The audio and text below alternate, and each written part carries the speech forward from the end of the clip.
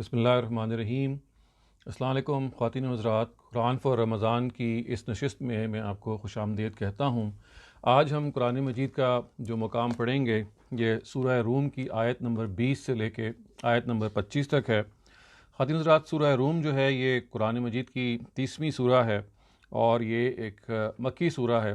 اس میں یہ ہم دیکھیں گے کہ اللہ تعالیٰ نے اس پیسج میں جو آج ہم پڑھیں گے توحید کے، قیامت کے، جزا و سزا کے دلائل دیے ہیں، اور یہ قرآن مجید کا ایک ایسا کامن مضمون ہے کہ جس کو آپ تقریباً ہر سورہ میں محسوس کریں گے کہ وہ پایا جاتا ہے۔ قرآن مجید جو ہے وہ اللہ تعالیٰ کی توحید کے حوالے سے استدلال کرتا ہے۔ قرآن مجید جو ہے وہ قیامت کے حوالے سے استدلال جب کرتا ہے تو جو دلائل وہ دیتا ہے ان دلائل کو مختلف صورتوں میں ایک عمدہ ترتیب کے ساتھ جمع کر دیا گیا ہے۔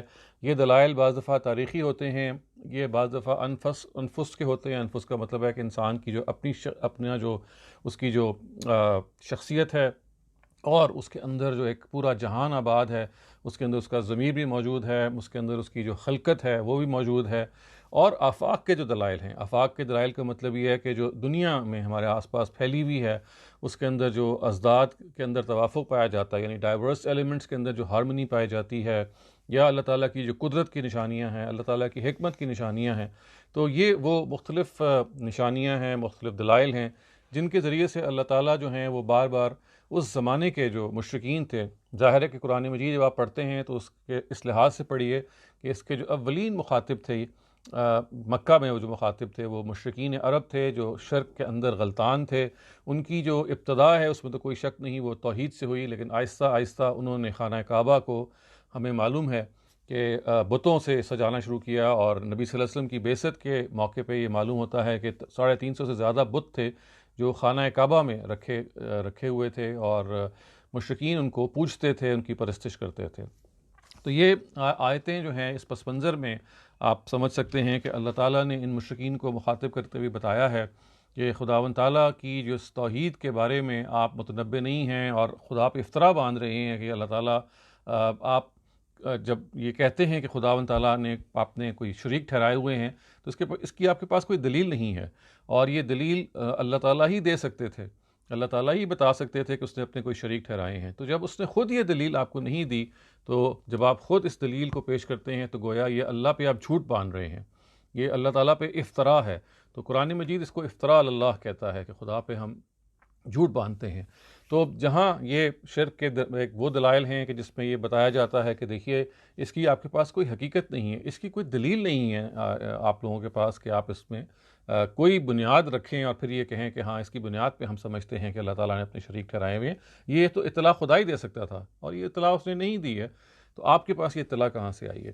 تو اس کے ساتھ ساتھ جیسے کہ میں نے عرض کیا، جو مثبت دلائل بھی بتایا گئے ہیں کہ دیکھیے اس کائنات میں، تاریخ میں، آپ کے ضمیر میں اور انسان کی شخصیت میں کیا وہ پہلو ہیں جس سے آپ کو خدا کی خدائی اور خدا کی یگانگت اور آخرت کی جزا و سزا ہے اس سے اپنے آپ کو کبھی بھی محسوس نہیں کرنا، اپنی آنکھوں سے اوجھل نہیں ہونے دینا۔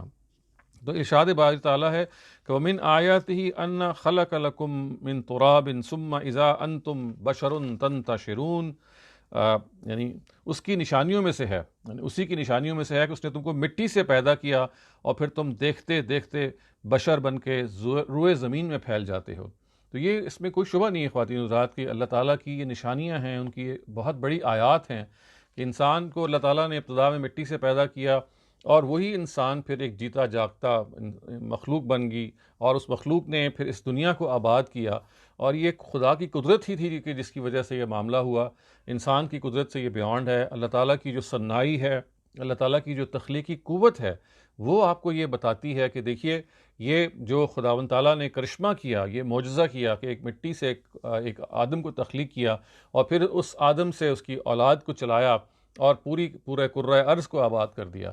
قرآن مجید نے یہاں تو اس کا تذکرہ نہیں کیا، لیکن ایک اور مقام پہ یہ بتایا ہے کہ اللہ الذی خلق سبع سماوات ومن الارض مثلہن، یعنی اللہ تعالیٰ نے 7 آسمان بنائے اور اسی طرح سے ہر آسمان کی ایک زمین بنائی، جیسے کہ اس آسمان کی جس میں ہم ہیں اس کی ایک زمین بنائی ہے، جس سے معلوم ہوتا ہے کہ 6 اور زمینیں جن میں حیات ہو سکتی ہے، جس میں اور طرح کی حیات کا امکان بھی ہے، وہ بھی اس کائنات میں موجود ہیں۔ تو یہ اللہ تعالیٰ کی جو قوت ہے، اللہ تعالیٰ کی جو تخلیق کی ایک اس کے اندر جو نرنگی پائی جاتی ہے وہ اس کا یہ بیان ہے کہ انسان کی تخلیق جو ہے یہ خود ایک معجزہ ہے. اگر آپ اس پہ غور کر لیں گے تو آپ کو معلوم ہو جائے گا کہ خداوند تعالیٰ کے علاوہ اس سے کوئی تخلیق نہیں کر سکتا. پھر دیکھیے اس کے الفاظ یہ ہیں، آگے الفاظ یہ ہیں کہ وَمِنْ آيَاتِهِ أَنْ خَلَقَ لَكُم مِّنْ أَنفُسِكُمْ أَزْوَاجًا لِتَسْكُنُوا إِلَيْهَا وَجَعَلَ بَيْنَكُم مَّوَدَّةً وَرَحْمَةً إِنَّ فِي ذَلِكَ لَآيَاتٍ لِقَوْمٍ يَتَفَكَّرُونَ. بہت ہی خوبصورت طریقے سے اللہ تعالیٰ نے توجہ دلائی ہے کہ کیسے انسان کے لیے اللہ تعالیٰ نے انس اور محبت کا اہتمام کیا. تو فرمایا کہ اور اسی کی نشانیوں میں سے یہ ہے کہ اس نے تمہاری جنس سے تمہارے لیے جوڑے پیدا کیے تاکہ تم ان سے سکون حاصل کرو، اور اس نے تمہارے درمیان محبت اور ہمدردی ودیعت کی، بے شک اس کے اندر گوناگون نشانیاں ہیں ان کے لیے جو غور کرنے والے ہیں. یعنی پہلی آیت میں تو یہ اتنا بات فرمائی کہ دیکھیے اللہ تعالیٰ نے انسان کو پیدا کیا اور انسان کو پوری دنیا میں پھیلا دیا، اور اس کے لیے ظاہر ہے کہ وہ وسائل بھی پیدا کیے، اور پھر اس کو اکیلا نہیں چھوڑا. انسان کو اللہ تعالیٰ نے اس کی جو ایک کمپینین شپ کے لیے بیوی عطا کی. تو ہر انسان کے پاس ایک جوڑا ہے، خاتون کے پاس ایک شوہر کی شکل میں جوڑا ہے، شوہر کے پاس بیوی کی شکل میں ایک جوڑا ہے. اللہ تعالیٰ نے ان جوڑوں کو جس طرح سے بنایا تو اس کے بارے میں دیکھیے جو مقصد بیان کیا وہ بڑا دل نواز ہے کہ لِتَسْكُنُوا إِلَيْهَا، تاکہ تم ان سے سکون حاصل کرو، تاکہ تم ان سے ایک کمفرٹ پاؤ. تو یہ جو سکون اور کمفرٹ ہے خواتین و حضرات، یہ وہ چیز ہے کہ جب انسان اپنے اسپاؤس سے پاتا ہے تو اس کو محسوس ہوتا ہے کہ اب میری زندگی کی تکمیل ہوئی ہے. آپ جب بیچلرز ہوتے ہیں یا اسپنسٹرز ہوتے ہیں، آپ کی شادی نہیں ہوئی بھی ہوتی، تو ایک کچھ کمی آپ کو محسوس ہوتی ہے، نفسیاتی ایک کمی ہوتی ہے، ایک سماجی کمی بھی ہوتی ہے، ایک انسان کے وجود کے اندر ایک پیاس ہوتی ہے. لیکن جیسے ہی انسان شادی کرتا ہے اور میاں کو بیوی اور بیوی کو میاں مل جاتا ہے تو آپ کو یہ محسوس ہوتا ہے کہ جیسے ایک بات مکمل ہو گئی، ایک خلا تھا جو مکمل ہو گیا، وہ ایک بے چینی کی زندگی تھی، اس میں سکون آ گیا. اور پھر یہ اتنا ہی نہیں کہا بلکہ خواتین حضرات اتنی عمدہ ایک اور بات کہی کہ اور آپ ان کے درمیان محبت اور مودت رکھی. یعنی آپ یہ جوڑے پیدا کیے وہ محض اس لیے نہیں کیے کہ آپ سکون حاصل کریں ایک دوسرے سے، وہ تو ظاہر ہے ہی اور یہ بہت بڑی چیز ہے، لیکن اس کے ساتھ ساتھ محبت اور رحمت اور مودت ایک دوسرے کے ساتھ تعلق خاطر رکھا.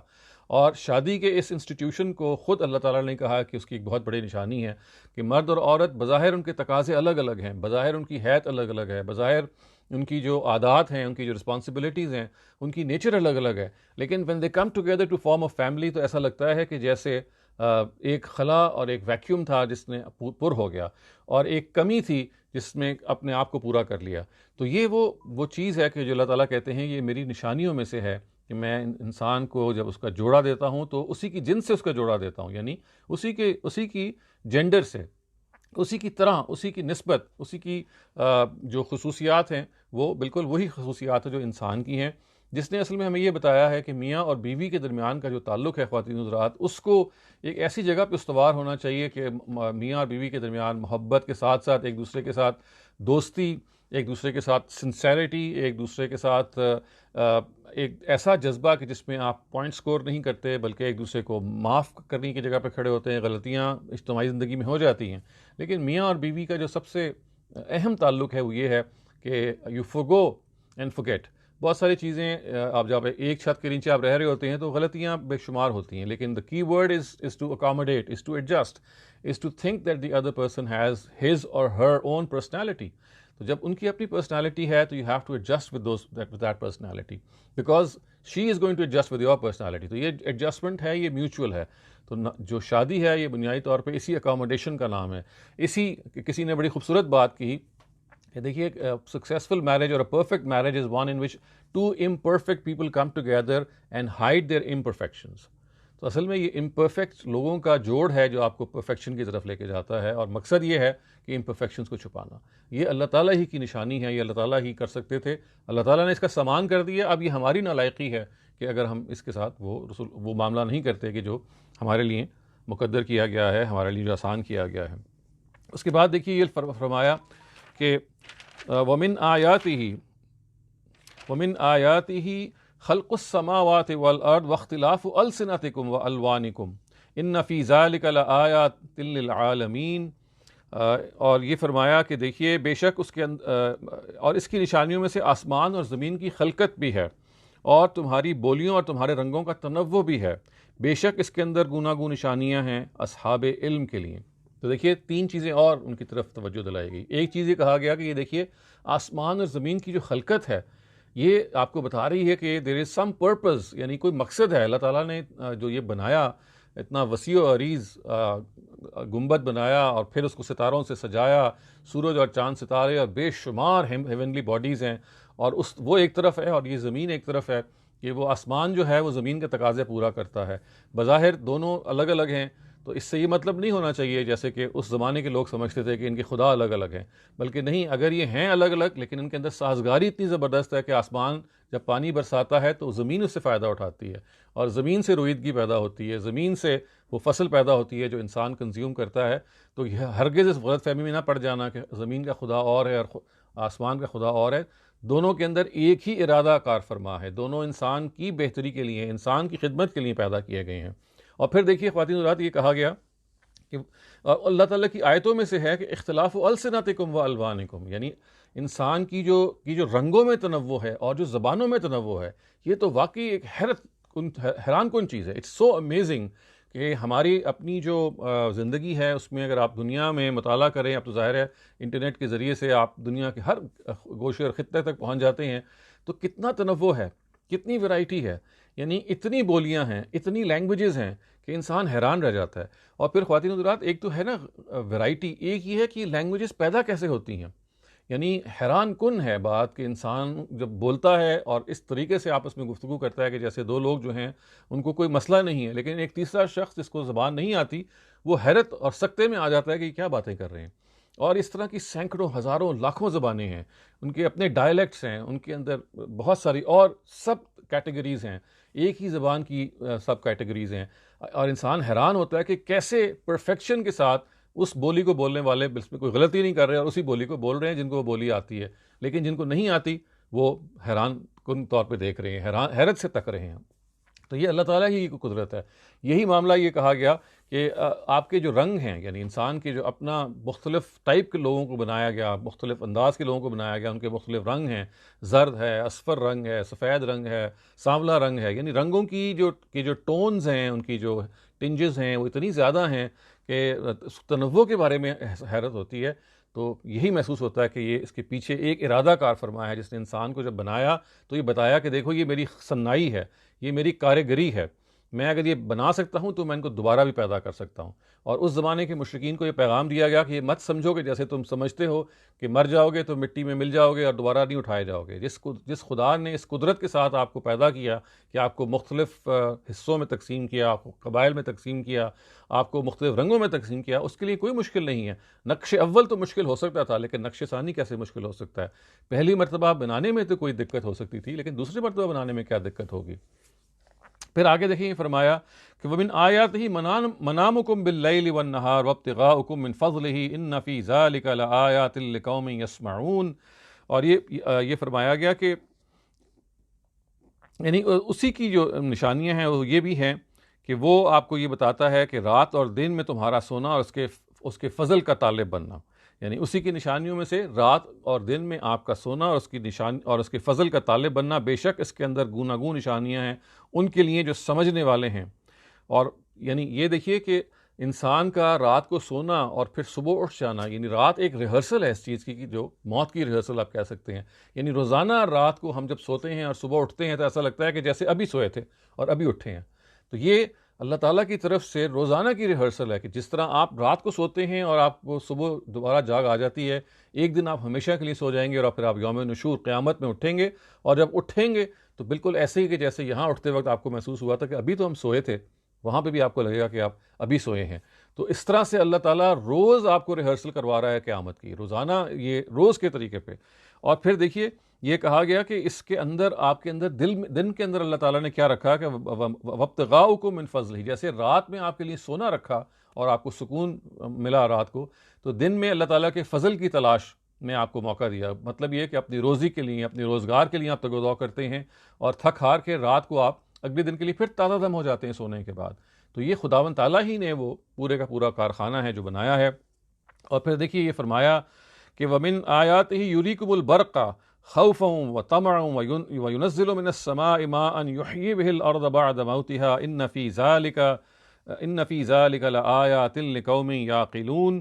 اور یہ کہا گیا کہ دیکھیے کہ اسی کی نشانیوں میں سے ہے، یعنی اللہ تعالیٰ کی نشانیوں میں سے ہے، وہ تم کو دکھاتا ہے بجلی کو جو خوف بھی پیدا کرتی ہے اور امید بھی پیدا کرتی ہے، اور آسمان سے بارش پس خدا زندہ کر دیتا ہے زمین کو مردہ ہو جانے کے بعد. بے شک اس کے اندر گوناگون نشانیاں ہیں ان کے لیے جو عقل سے کام لیں.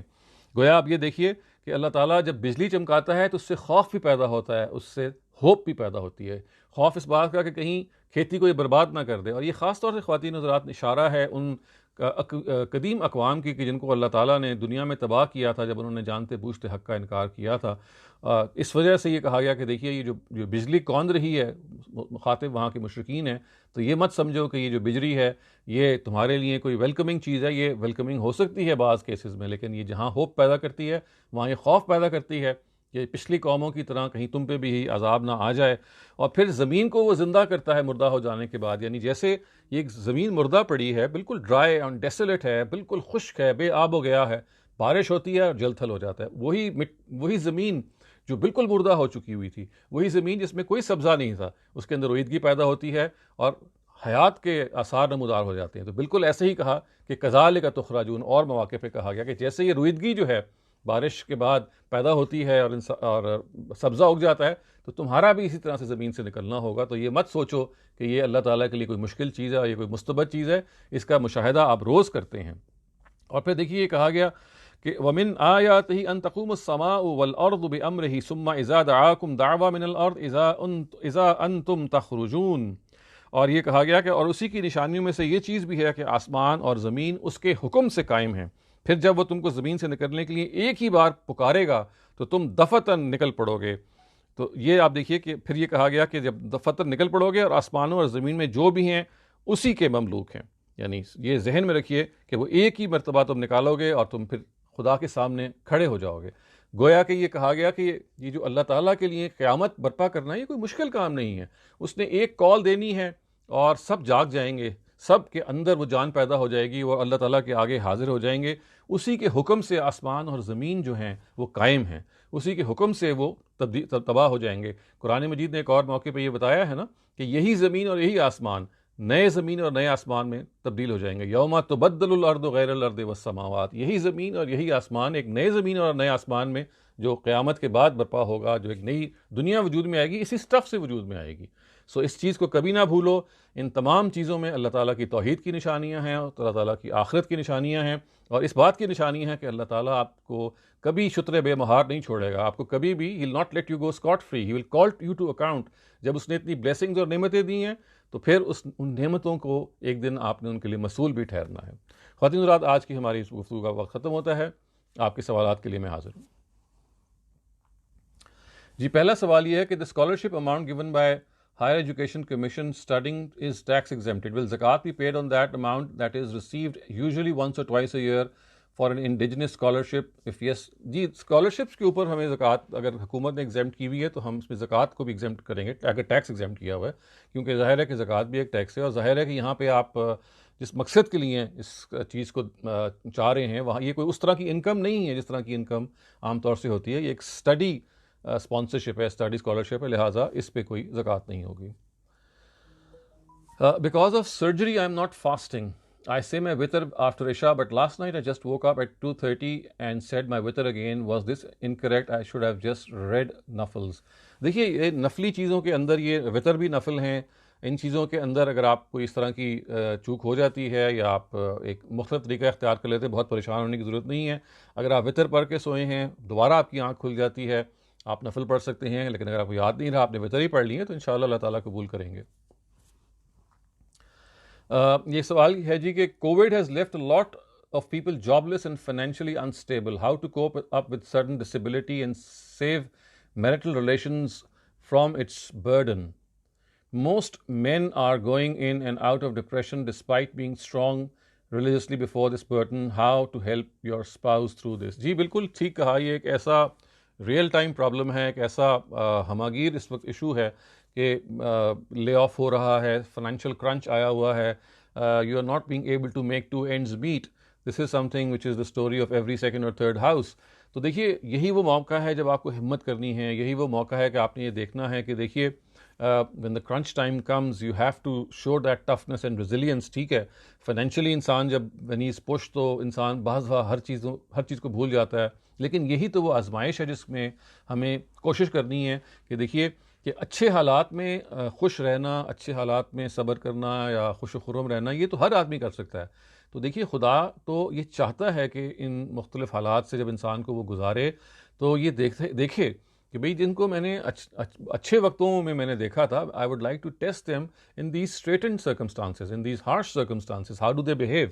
تو اس میں اصل میں زندگی کی جو آزمائش کا فلسفہ ہے نا خواتین حضرات, اس کو ہمیشہ اپنے ذہن میں رکھنا چاہیے. ہم اصل میں جب فراخی ہوتی ہے, جب ہم کمفرٹیبلی رہ رہے ہوتے ہیں تو ہم بھول جاتے ہیں کہ نہیں, this life is not just meant for comfort. So Allah تعالیٰ بھی انسان کو بعض دفعہ ایک لمبی آزمائش سے گزارتے ہیں, بعض دفعہ ایک چھوٹی آزمائش سے گزارتے ہیں, بعض دفعہ calamities they don't come singly, they come in clusters, ایک کے بعد ایک اور ایک سے زیادہ ایک وقت میں آ رہی ہوتی ہے. بعض دفعہ بیماری کی آزمائش ہے, جیسے آپ نے کہا فائنینشیل آزمائش ہے, کسی کی وفات کی آزمائش, یہ ساری ہیں. لیکن دیکھیے اس کو ذہن میں رکھیے, پہلی بات تو یہ کہ یہ دنیا ایک ٹیمپرری جگہ ہے, ایک عارضی جگہ ہے. اصل زندگی نے وجود میں آنا ہے اور وہ ہمیشہ کی زندگی ہوگی. اس ہمیشہ کی زندگی کا انحصار یہاں کی زندگی کے رویے پہ ہے. وہ رویہ یہ ہے کہ آپ جب مشکل میں ہوں تو خدا کا پھر بھی شکر ادا کریں, اور ہمیشہ یہ دیکھیں کہ ایسے لوگ موجود ہیں جو who are worse off than you, یعنی آپ سے زیادہ مشکل میں ہیں, آپ سے زیادہ وہ مصیبت میں ہیں. یعنی ایسا ہو نہیں سکتا کہ آپ کسی مصیبت میں ہوں اور آپ کو آپ سے زیادہ مصیبت والا آدمی نہ نظر آئے دنیا میں. You just have to have eyes for that. تو سب سے پہلے تو یہ کہ اپنی مصیبت میں آلویز کاؤنٹ یور بلیسنگز. جو کچھ نہیں ہے اس کو کاؤنٹ کرنا آسان ہوتا ہے, لیکن جو کچھ ہے, یہ دیکھیے آپ کو آنکھیں جو خدا نے دی ہیں, آپ کو جو سانس کی مہلت ملی ہوئی ہے, آپ کا جو ہارٹ ہے which is like a pumping machine which doesn't need any battery or a recharge, it's going on and on and on, and we take this for granted. 2 وقت کی اگر آپ کو روٹی بھی مل رہی ہے, آپ شیلٹر آپ کو ملا ہوا ہے, تو آپ یہ دیکھیے نا کہ پھر آپ 40% of the people who are living below the poverty line, آپ ان سے بہتر ہیں. تو پہلی چیز جو ڈپریشن کو کاؤنٹر کرنے کے لیے ہے وہ یہ ہے کہ you must keep account of your blessings. ہمیشہ یہ ذہن میں رکھیے گا کہ خدا نے مجھے بہت دیا ہوا ہے, میں بہتوں سے بہتر ہوں. یہ آپ کے اندر ہمت پیدا کرے گا, آپ کے اندر آگے بڑھنے کا جذبہ پیدا کرے گا. دوسری چیز یہ ہے کہ اپنی زندگی کو بامقصد بنائیے. زندگی کا اگر مقصد, عام طور سے زندگی کا مقصد نہیں ہوتا انسان پروفیشنلزم میں اتنا گرفتار ہے کہ اپنی جاب کی وجہ سے he is just trying to make those two ends meet. لیکن ایک ہر انسان کے اندر ایک ٹیلنٹ ہے جس کے نتیجے میں ہی اور she can become a creative individual. تو دوسری چیز جو آپ کے ڈپریشن کو روک سکتی ہے, آپ کی ڈپریشن کے اندر کمی پیدا کر سکتی ہے یا اس کو چیک کر سکتی ہے, وہ کریٹیوٹی ہے. یہ بڑی امپورٹنٹ بات ہے. You see creativity in any form, چاہے آپ لکھ رہے ہوں, چاہے آپ بول رہے ہوں, چاہے آپ ہاتھ سے کچھ بنا رہے ہوں, چاہے کچھ بھی آپ کے اندر سے جیسے کہتے ہیں نا کہ وجود میں آ رہا ہو, تو ایک سینس آف اچیومنٹ ہوتی ہے. یہ سینس آف اچیومنٹ جو ہے یہ بہت ساری نیگیٹو فیلنگس کو کاؤنٹر کرتی ہے. تو اپنی جو زندگی کو کسی مشن سے وابستہ کیجیے اور اس میں کوئی کریٹو کام کرنے کی کوشش کیجیے. اور last but not the least, ہمیشہ ان لوگوں کے ساتھ آپ جو لیس پریویلیجڈ ہیں ان سے ایک تعلق ہمیشہ رکھیے. کوشش کیجیے کہ you are able to reach out to them even if you are pushed hard. یعنی ان سم فارم اور دی ادر لوگوں کو کمفرٹ کرنا, یہ صرف پیسے سے نہیں کمفرٹ کیا جاتا خواتین حضرات. کسی سے رابطہ رکھنا, کسی سے محض فون پہ بات کر لینا, کسی کو محض کسی کا دکھ سن لینا, کسی کے لیے دعا کر دینا, کسی کے لیے کسی اور کو متوجہ کر دینا. تو جب آپ کائنات اور دنیا میں انوالوڈ ہوں گے تو دیکھیے اگر آپ چاہتے ہیں نا اپنا غم بھول جائیں, تو اس کا بیسٹ طریقہ یہ ہے کہ دوسروں کے غموں کو اپنا لیں.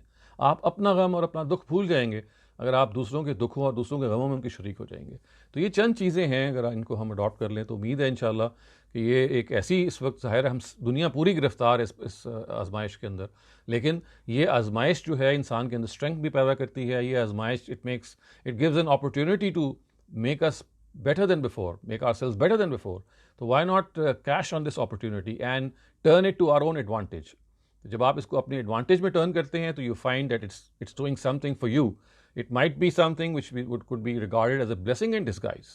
So اس کو ایک blessing in disguise سمجھیں and make friends with this and you will find کہ you have achieved a lot when you come out of this.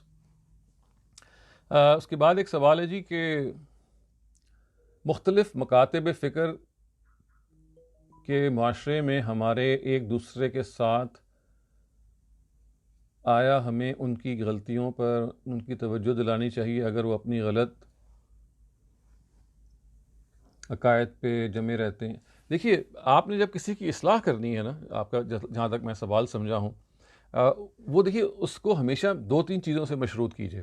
پہلی تو بات یہ ہے کہ you should be in a position and to that the other person is regarding you of a stature in which he اور she is going to listen to you. یعنی جب نصیحت کرنے کا پہلا اصول یہ ہے کہ کیا دوسرا آدمی جو ہے وہ آپ سے نصیحت سننے پہ کوئی آمادہ ہے. یعنی مطلب یہ تو نہیں ہے نا کہ آپ وقت بے وقت نصیحت کریں یا اپنی بڑھاس نکال دیں. نہیں، پہلے یہ دیکھیں کہ whether the other person is in a position, because بعض دفعہ انسان پریشان ہوتا ہے، مجبور ہوتا ہے، اور بعض دفعہ وہ آپ کو حیثیت نہیں دے رہا ہوتا. تو یا تو اپنی اس حیثیت میں آئیے کہ تاکہ لوگ جو ہیں وہ محسوس کریں کہ بھئی you are able to help. Number 2، don't advise them. ایسے کہتے ہیں نا کہ ہر تھوڑی دیر کے بعد آپ کے ذہن میں کوئی ایڈوائز آتی ہے، اگر آپ کسی کی بہتری کرنا چاہتے ہیں، یو اسٹارٹ ٹاکنگ اور یو اسٹارٹ مطلب trying to correct that person. نہیں، wait for the opportune moment, یعنی ایک موزوں ترین وقت کا انتظار کیے جب آپ کسی سے کوئی بات کرنا چاہتے ہیں، اور ریپیٹیو نہ ہوئیے، بار بار نہ ہوئیے، اور بہت سٹل طریقے اختیار کیجیے. جو زبان آپ اختیار کیجیے تنقید کی، وہ شستہ زبان ہو، اس کے اندر چاشنی ہو، اس کے اندر حلاوت ہو، اس کے اندر مٹھاس ہو. اگر وہ مٹھاس ہوگی تو کون آدمی ہے جو نہیں سنے گا؟ اصل میں ہم جب تنقید کر رہے ہوتے ہیں تو ایک بہت بڑی خامی ہوتی ہے کہ ہمارے جو چوائس آف ورڈز ہے دیٹ از ناٹ اپروپریٹ. تو you must have the right choice of words, the right time. So اگر آپ ان چیزوں کو ملحوظ رکھیں گے تو you will find the other person may be he اور she is going to listen to you. لیکن اگر آپ محسوس کریں کہ that is not he is not going to listen to you, تو یہ آپ کی ذمہ داری نہیں ہے کہ ہر ایک کو کھٹکھٹائیں جا کے. قرآن یہ کہتا ہے کہ ذکر نفعت ذکر، آپ نصیحت تب کریں کہ نصیحت کے فائدے مند ہونے کا کوئی چانس ہو. اگر وہ اس نے بیک فائر کرنا ہے یا کاؤنٹر پروڈکٹیو ہونا ہے تو یہ this is not your responsibility to keep on doing it. تو اس وجہ سے اس کو اسیس کیجیے. یہ ایک آرٹ ہے. میں اس کو ہمیشہ کہتا ہوں کہ correcting someone is an art, it's a skill. تو we have to learn this art and this skill. ایک سوال یہ ہے کہ کیا رات کو سو جانے کی وجہ سے 1 یا 2 بجے تک عشاء پڑھ سکتے ہیں؟ دیکھیں، عشاء کا جو ٹائم ہے نا وہ آدھی رات ہے. یعنی آدھی رات کا مطلب یہ ہے کہ آپ غروب آفتاب اور طلوع آفتاب کا جو ٹائم ہے نا، لیٹ سے وہ 8 یا 9 گھنٹے ہے، اس کو 2 سے ڈیوائڈ کریں اور غروب آفتاب میں ایڈ کر دیں، تو یہ آدھی رات ہے. آدھی رات is not always 12 mid night. یعنی یہ غلط فہمی ہے کہ 12 بجے آدھی رات ہوتی ہے. یہ آدھی رات کا جو ٹائم ہے it varies throughout the year. اس کا فارمولا یہ ہے کہ سن رائز اور سن سیٹ کا جو ٹائم ہے وہ کیلکولیٹ کر لیں، اس کو 2 سے ڈیوائڈ کریں، وہ ہاف ہو جائے گا، اور اس کو مغرب پہ ایڈ کر لیں. تو اگر آپ لیٹ سے 10 گھنٹے ہے سن رائز اور سن سیٹ میں، تو اس کا ہاف کیا ہے؟ 5 گھنٹے. اور فرض کیجئے کہ جو غروب آفتاب ہے 7 بجے ہے، تو آپ 5 ایڈ کر لیں گے تو یہ 12 بج جائیں گے. 12 کا. لیکن ایسا تو ہر جگہ تو نہیں ہے، کہیں 6:30 بجیں گے، کہیں 7:30 بجیں گے. تو آپ نے غروب آفتاب میں half of the time between sunrise and sunset کو ایڈ کرنا ہے. That is a simple formula. اس وقت تک عشاء کی نماز پڑھی جا سکتی ہے. When your legs and feet are totally swollen and you have been asked to keep them up by the doctor and your feet are facing the Kaaba، ٹھیک ہے جی. دیکھیے، خانہ کعبہ کی طرف جو پاؤں نہ کرنا، یہ آداب کی چیز ہے. یہ کوئی فرض اور واجب اور اس طرح سے اس کو نہیں دیکھنا چاہیے. یہ ایسی ہے کہ جیسے آپ کوئی ایٹیکیٹ شو کرتے ہیں. آپ کے کمرے میں آپ کے جب ٹیچر داخل ہوتے ہیں تو آپ ان کو احترام سے آپ کھڑے ہو جاتے ہیں، لیکن بعض آپ نہیں ہوتے کھڑے. تو یہ جو ایٹیکیٹ ہوتے ہیں ان کو ایسے ہی دیکھنا چاہیے. تو خانہ کعبہ کی طرف پش کرنا یا پاؤں کرنا، یہ سب چیزیں جو ہیں یہ ایٹیکیٹ پہ داخل ہیں. ایٹیکیٹ جو ہوتے ہیں یہ ویری بھی کرتے رہتے ہیں. اس کا جی سوسائٹی کے لحاظ سے ان کی حساسیت بھی فرق ہو جاتی ہے. اور سب سے بڑی بات یہ کہ عذر میں تو یہ بالکل ختم بھی ہو جاتے ہیں. یعنی کوئی آپ کے پاس کوئی وجہ ہے تو پھر یہ بالکل ہی موقوف بھی ہو جاتے ہیں. تو ان کو ایٹیکیٹ کی جگہ پہ رکھ کے دیکھنا چاہیے. رمضان میں قرآن کا سادہ ترجمہ پڑھنا ہو تو کیا دورہ قرآن سن لینا بیسٹ آپشن ہے؟ دیکھیے، یہ تو آپ کو فیصلہ کرنا ہے. قرآن مجید کا سادہ ترجمہ اگر آپ نے پڑھنا ہے، آپ خود بھی پڑھ سکتے ہیں، آپ سن بھی سکتے ہیں. اب ایسے انسٹرومنٹس آ گئے ہیں کہ جن میں آپ کو ضروری نہیں کہ آپ کسی کو ویسے پڑھتا ہوا سنیں، آپ انٹرنیٹ پہ سن سکتے ہیں. تو یہ طریقہ آپ اختیار کریں. قرآن کو ختم کرنا ضروری نہیں ہے رمضان میں. یعنی قرآن مجید کو آپ توجہ سے پڑھیں، جتنا بھی آپ پڑھ سکتے ہیں. اصل چیز قرآن مجید کے ساتھ ایک تعلق ہے، اور کوشش کیجئے کہ یہ تعلق اتنا پیدا آپ کر لیں کہ یہ رمضان کے بعد بھی جاری رہے. یعنی بے شک اس کی تھوڑی سی جو کوانٹٹی ہے وہ کم ہو جائے، لیکن یہ نہیں ہونا چاہیے کہ سارا کام آپ رمضان میں کر کے فارغ ہو جائیں اور 11 مہینے کے بعد آپ کو پھر کچھ بھی اس دوران یاد نہ آئے اور پھر اگلے رمضان میں یاد آئے. نہیں، یہ جو ورک شاپ ہے اس کا مقصد ٹریننگ ہے. اور یہ ٹریننگ تب پوری ہوتی ہے خواتین حضرات کہ آپ اگر اپنے آپ کو قرآن مجید سے اگر آپ نے رمضان میں وابستہ کر لیا ہے تو یہ وابستگی it should continue beyond Ramzan as well. تو یہ ذہن میں رکھیے گا کہ رمضان کا جو اصل فائدہ ہے وہ رمضان کے بعد شروع ہوتا ہے. یعنی روزے کا جو اصل فائدہ ہے وہ روزے کے بعد شروع ہوتا ہے, کیونکہ روزے میں تو آپ نے ٹریننگ لے لی ہے. اب اس کا اگر آپ نے اپلیکیشن نہیں کی ہے تو اس کا مطلب ہے کہ پھر آپ نے فائدہ نہیں اٹھایا. تو قرآن مجید کا اگر آپ نے تعلق پیدا کرنا شروع کر دیا رمضان سے, اللہ کرے آپ کو وہ اسٹرینگتن ہو, تو ہیو اٹ کنٹینیوڈ آفٹر رمضان ان اے وے کہ جس میں آپ کنسسٹنٹ رہ سکتے ہیں. Ramadan is a time for blessings and forgiveness. If a person fasts, prays, or at night goes for Umrah, but he does not treat his family justly and is not honest in his dealings. دیکھیے پہلی بات تو یہ ہے کہ اللہ تعالیٰ کی forgiveness کے بارے میں میں اور آپ ہمیں کوئی اپنی رائے نہیں دینی چاہیے. یہ تو خدا کا کام ہے, کسی کو forgive کن اصولوں پہ کرے گا, اس کی کیا صورتحال ہے. ہمیں تو یہ ذہن میں رکھنا چاہیے کہ دین دو چیزوں کا نام ہے, یعنی اخلاق اور اس کے ساتھ ساتھ خدا کے ساتھ تعلق. یعنی ایک ہے اپنے بندوں کے ساتھ تعلق آپ کا بہت اسٹرانگ ہونا چاہیے, اور دوسرا آپ کے خدا کا تعلق آپ سے بہت اسٹرانگ ہونا چاہیے. دونوں چیزیں آر ایکولی امپورٹنٹ. کسی ایک پہ اگر آپ جھک جائیں گے تو دوسرا at the expense of other, اس کا مطلب ہے کہ آپ نے دین کو صحیح سمجھا نہیں ہے, کسی ایک چیز میں کمی رہ جائے گی. جیسے آپ کو ماں باپ اور بہن بھائیوں دونوں سے آپ یہ نہیں کہہ سکتے کہ اچھا انسان وہ ہے کہ جو صرف ماں باپ کا خیال رکھے اور بہن بھائیوں کا خیال نہ رکھے, یا اچھا انسان وہ ہے جو صرف بہن بھائیوں کا خیال رکھے اور ماں باپ کا خیال نہ رکھے. نہیں, دونوں چیزوں میں آپ کو ورٹیکل میں ماں باپ سے اور ہاریزونٹل میں اپنے سبلنگ سے رابطہ رکھنا ہے اور اچھا رویہ اختیار کرنا ہے. بالکل ایسے ہی اگر آپ اچھے انسان ہیں تو آپ کو ورٹیکل یعنی سیدھا آپ کو خدا کے ساتھ رابطہ رکھنا ہے, اور ہاریزونٹلی آپ کو دنیا کے ساتھ اخلاق سے پیش آنا ہے, تمام لوگوں سے. تو دس از formula, this can not be compromised in any way. یہ دونوں چیزوں کا توازن ہے جس کو ہم دین کہتے ہیں.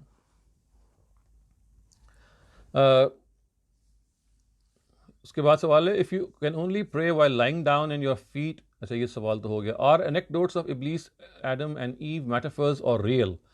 Does it indicate Adam and Eve as mankind and Iblis as indication towards? نہیں, ایسی بات نہیں ہے. یہ قرآن مجید کو اگر آپ غور سے پڑھیں گے اور جہاں جہاں یہ ایڈم اور ابلیس یا آدم اور ابلیس کی سرگزشت آئی ہے, یہ ریئل ٹائم واقعات ہیں. These are not metaphorical in any way. یعنی the way they have been presented in the Quran, they seem to be real characters. There was a conversation which took place between them and it had a certain philosophy behind them. اللہ تعالیٰ نے کوئی مقصد تھا یہ دکھانا, یہ بتانا کہ دیکھیے کہ ابتدائے جب آفرینش میں جب دنیا کو پیدا کیا گیا تو اللہ تعالیٰ یہ چاہتے تھے یہ بتانا کہ دیکھیے کہ آپ کا جو سب سے بڑا آپ کو جو امتحان پیش آئے گا, ایک بڑا امتحان, وہ استکبار سے پیش آئے گا, وہ تکبر سے پیش آئے گا, جس کا مظاہرہ شیطان نے کیا. اور he did not listen to God, اور استکبار کیا, اپنے آپ کو بڑا سمجھا. اور ادھر آدم سے جب غلطی ہوئی تو انہوں نے فوراً غلطی کو ایکسیپٹ کیا, اور ایکسیپٹ کرنے کے بعد رویہ صحیح اختیار کیا. تو یہ گائیڈنس دی اللہ تعالیٰ نے کہ دیکھیے دنیا میں جب آپ جائیں گے تو آپ کو یہ انا کا امتحان بھی پیش آئے گا, اور یہ غلطی سے اپنے آپ کو نکالنے کا امتحان بھی پیش آئے گا.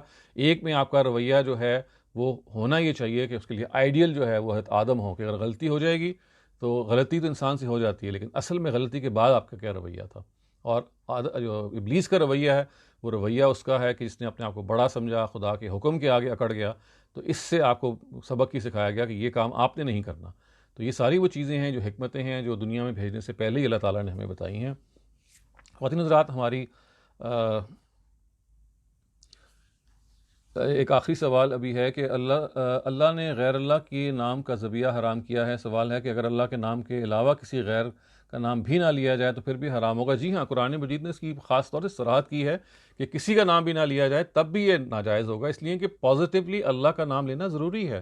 اور اس کی وجہ یہ ہے کہ آپ اصل میں کسی جانور کی بھی جان نہیں لے سکتے خدا کی اجازت کے بغیر. یعنی خدا کی اجازت کے بغیر اللہ تعالیٰ کہتے ہیں کہ اگرچہ یہ جانور میں نے آپ ہی لیے کے بنائے ہیں, یعنی متاع لکم ہے, یہ آپ کے لیے, they are meant for you, but in order to eat them, to consume their meat, you have to seek my permission. تو جب آپ ذبح کرتے ہیں اور بسم اللہ اللہ اکبر کہتے ہیں تو اصل میں آپ خدا کی پرمیشن کو یوز کرتے ہیں کہ ہاں میں اس جانور کی اب جان آپ کی اذن سے, آپ کی پرمیشن سے لے رہا ہوں. آپ جب یہ نہیں کرتے تو اصل میں you are not permitted to eat that meat. اور اس کا سبق اس کے پیچھے یہ ہے کہ جانور کی جان بھی اللہ تعالیٰ کے لیے محترم ہے. یہ بھی صرف تب لی جا سکتی ہے کہ جب آپ خدا کے اس حکم سے اس کو صحیح طرح سے سلاٹر کریں. اس لیے یہ بات اہم ہے. سو خواتین رات, ہماری جو آج کا جو سیشن ہے وہ اختتام پہ پہنچتا ہے. انشاءاللہ کل دوبارہ حاضر ہوں گے اسی ٹائم پہ. اقول قولی ھذا واستغفر اللہ لی ولکم ولسائر المسلمین.